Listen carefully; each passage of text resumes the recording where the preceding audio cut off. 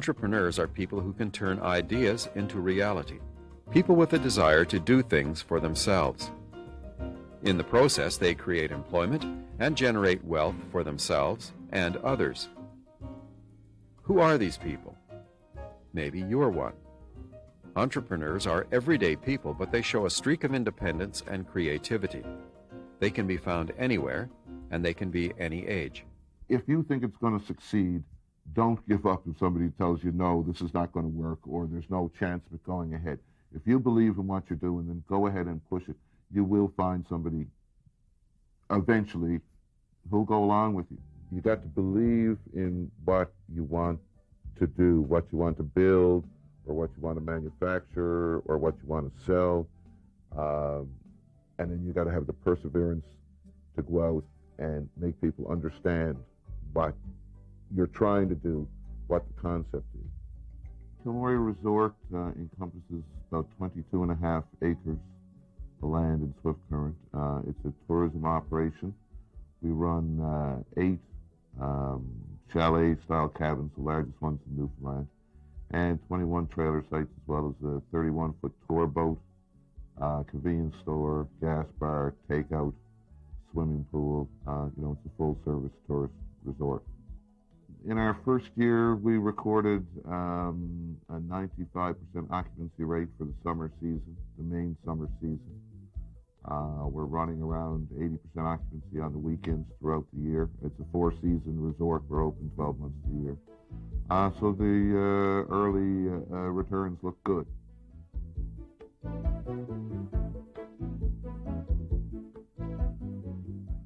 This is a platform that you stand on, and right underneath the platform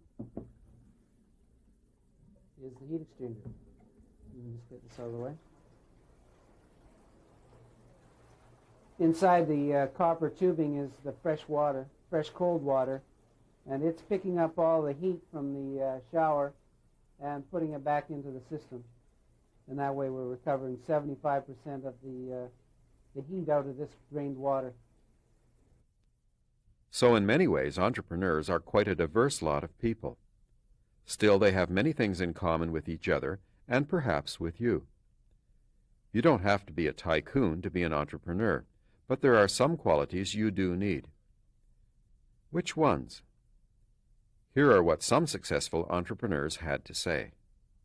You just got to have the willpower, I think, to be able to work at it and don't give up when, things go wrong. Just got to keep it going. You've got to be, self-motivated. You've got to be courteous with your customers.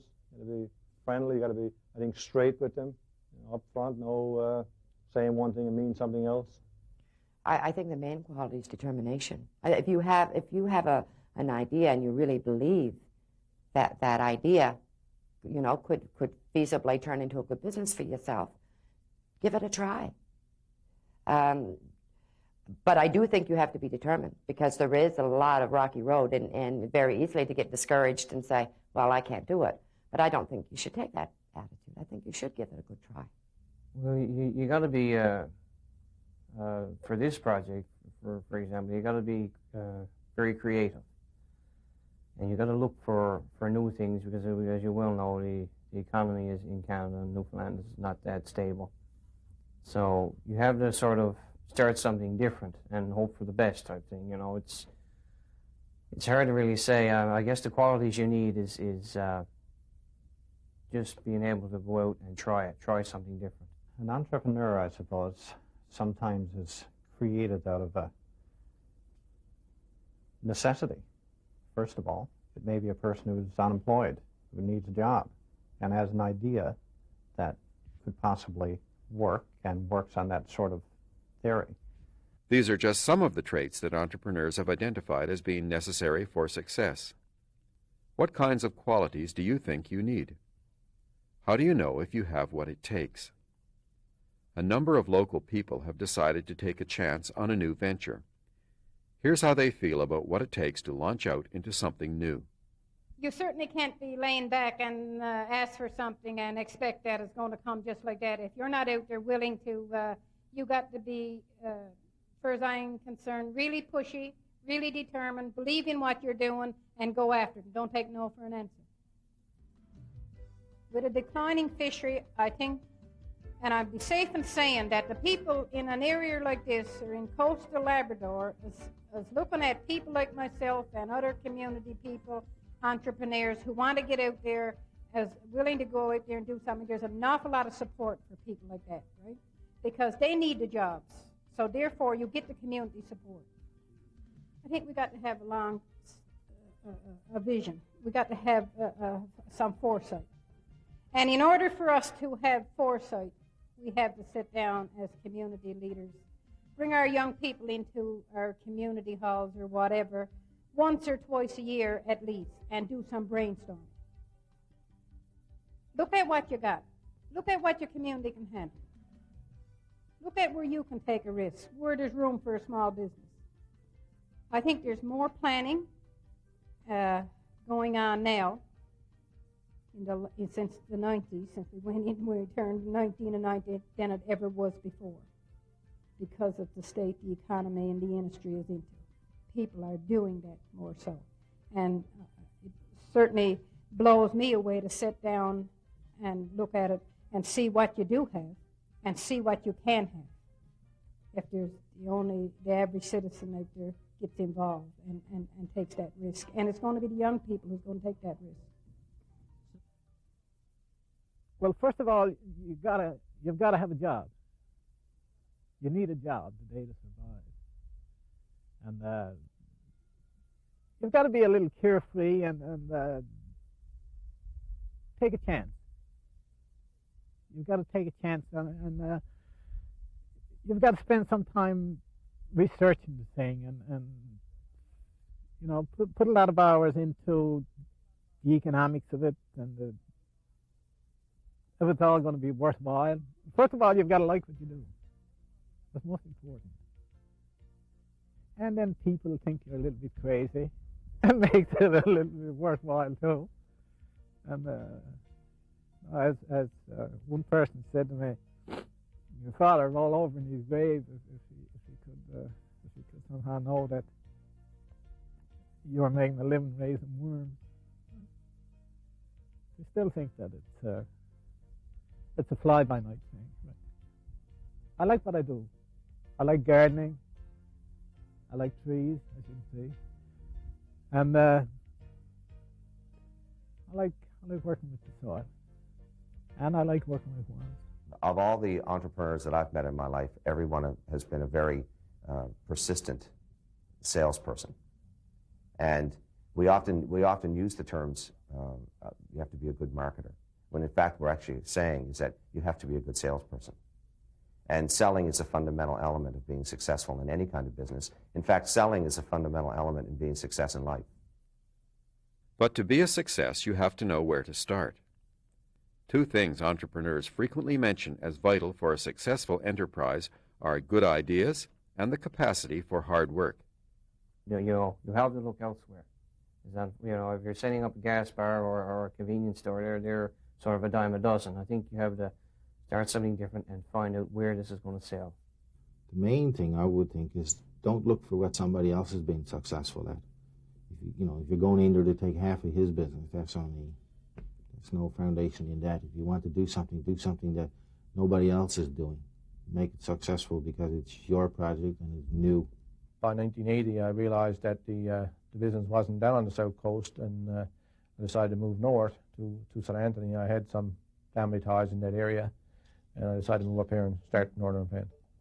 For 8 years, we drove our paper to Grand Falls because of the postal system and the airplanes weren't in place to sort of get our paper in and get it back to us on time. So we used to leave here at around 12 or 1 o'clock.